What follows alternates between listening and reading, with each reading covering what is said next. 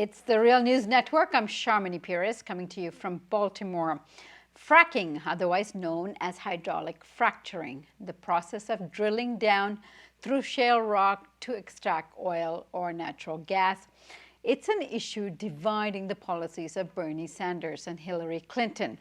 At the recent Democratic presidential debate in Flint, Michigan, Clinton seemed to be a bit long-winded on the issue compared to Bernie Sanders. Let's have a look. You know, I don't support it when any locality or any state is against it, number one. I don't support it when the release of methane or contamination of water is present. I don't support it, number three, unless we can require that anybody who fracks has to tell us exactly what chemicals they are using. My answer is a lot shorter. No, I do not support fracking.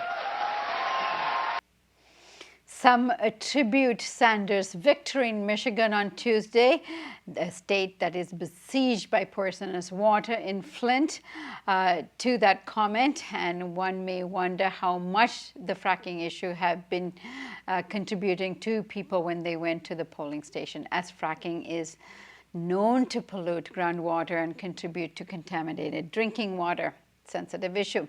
With us to discuss the issue is Steve Horn. Steve is research fellow for DSmog blog and a freelance investigative journalist whose work is featured in The Guardian, The Nation, and Truthout. Good to have you with us again, Steve. Good to be on again. Thanks for having me. So, Steve, what do you make of Secretary Clinton's response to the question of fracking? And do you think it had something to do with her losing in Michigan and Bernie Sanders winning? Yeah, first of all, fracking is an issue that has divided the state of Michigan. There hasn't really been commercial scale fracking in the state. But I think important context is that there's been a grassroots battle against fracking that's been ongoing for the past several years, including a ballot initiative that got tens of thousands of signatures to ban fracking in the state that was led by a grassroots group there. So fracking is definitely an issue that's on the mind of the people of Michigan.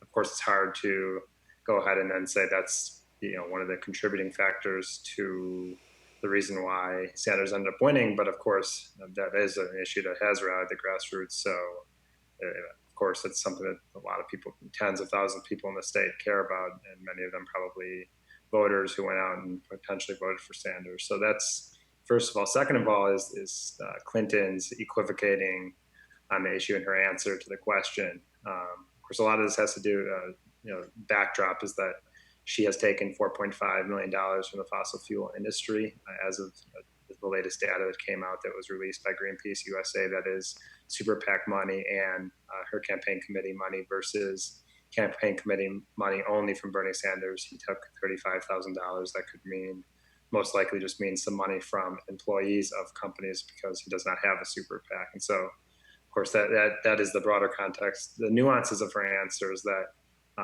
what is more telling is what she, there's telling things in what she said. There's also telling things in what she did not say. What she said is, of course, her list of these three things that need to happen for her to support fracking. She said, basically went ahead and said, if these things did not happen, these things most likely will not happen. So she's not very supportive of fracking. Of course, one of them, it was the issue of chemical transparency. I think that is probably going to be the most interesting going forward. The industry has something called Frack Focus, which the Obama administration has been supportive of. That was an initiative that was supposedly more transparent than what existed before under the Halliburton loophole. Only that I think the caveat being that it actually hasn't been any more transparent. It's mostly been a PR greenwashing exercise by the industry. So that's been the approach by states across the nation and the federal government. Hillary Clinton did not get into the details of what she means by what she supports by chemical transparency, but under her State Department, of course, they were spreading fracking across the world under the Global Shale Gas Initiative. That's the context of where she was on this issue. It's obviously up in the air on where she goes from here, but also telling in her answer was how she focused only on the methane issue as one of the, she says that there's methane leakage, she will not be supportive of fracking. Well, that's almost impossible. There's been so many studies that show just huge amounts of methane spewing into the atmosphere across the supply chain of oil and gas for fracking and shale gas. But I think on top of that is the emerging issue of not only methane as a greenhouse gas, but the issue of carbon dioxide. There's a study that came out from the Environmental Integrity Project just released last week. That report basically came out and said, look, if you look at the entire, look at the grave portion of the cradle to grave life cycle of the petrochemical industry that's emerged with fracking, you look at things like fertilizer plants, chemical plants, liquefied natural gas facilities, all the stuff that comes after the fracking, and you calculate the carbon dioxide numbers. We're looking at in the past 5 years, 39, the equivalent of 39 coal-fired power plants being built, proposed, or already being built for the petrochemical industry. And if you look at even 2015 alone, what was proposed or that's being built because of things that were permitted, we're looking at 19 more coal-fired power plants, equivalent of that in carbon dioxide. So we're looking at methane being a greenhouse gas. It's more potent than carbon dioxide in its first 20 years in the atmosphere. Then you look at carbon dioxide alone, we're looking at dozens of coal-fired power plants because of the supply chain that has been opened up due to fracking. So it's not just Hillary Clinton's answer only focused on the fracking portion of it and not the entire supply chain. I think that Bernie Sanders' answer was much more simple: is no, I do not support fracking. And with that comes, of course, without that fracking, we cannot have this huge emerging supply chain that's been opened up due to fracking. Steve, Clinton seems to be walking a very tight rope here, particularly given that she has accepted money from the oil and gas lobby and super PACs contributing to her campaign. And so, yet she did talk about wanting to regulate everything related to fracking. What do you think she meant by that? And what is the current regulations in place that from an administration that she's been a part of? Yeah, that's a interesting way to look at it. Of course, all her answers were very vague on what she says she supports. Right now, it's currently "quote unquote" regulated. That means that the federal government hardly does anything except for under the Obama administration.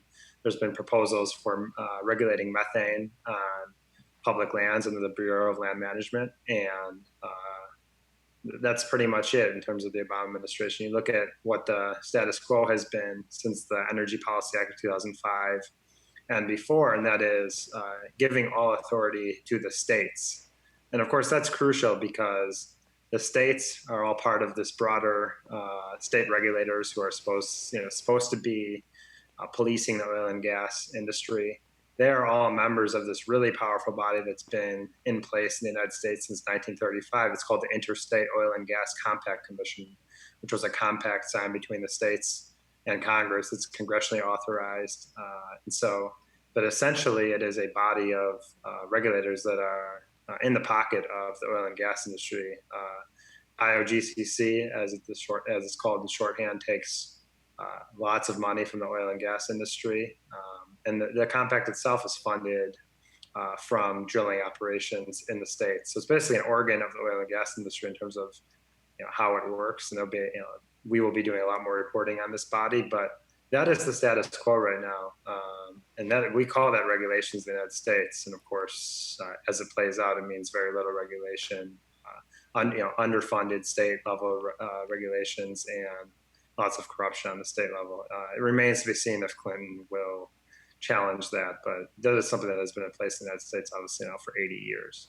Now, Clinton also talked about how fracking shouldn't take place in communities that don't want it. Now, both The Real News and DSmog Blog has covered cases where this is not the case, and communities clearly don't want it, yet it still exists. Tell us about some of those examples. Yeah, well, that's a two-pronged thing because one, there are lots of communities that don't want fracking, but it really depends on what the mechanism is for stopping it. Right now, there is an onslaught by the industry to ban local bans. We saw that in Denton, Texas. We see these attacks ongoing right now in Colorado. She did not say, I will go ahead and tell the industry they cannot ban local bans. So I don't know how much she would stick her neck out on the issue. I think that basically what she's saying is if that authority is in place, she will be supportive. She's not going to exactly take the industry position, but she also did not say she will challenge the industry in doing this. Of course, this has been spearheaded, or things like it, not only on fracking, but corporate issues that concern corporate America in general, through using the American Legislative Exchange Council as a vehicle on other issues too. So this whole ban of local bans has become a trend, and it really the details are very vague in terms of Clinton, if she would challenge that, if she would try to introduce legislation that would not allow industries to put forward legislation like this. Again, like everything else, her proposals are, I would say, purposely very vague. All right, Steve Horn with DSmog Blog. Thank you so much for joining us today. Thanks for having me. And thank you for joining us on the Real News Network.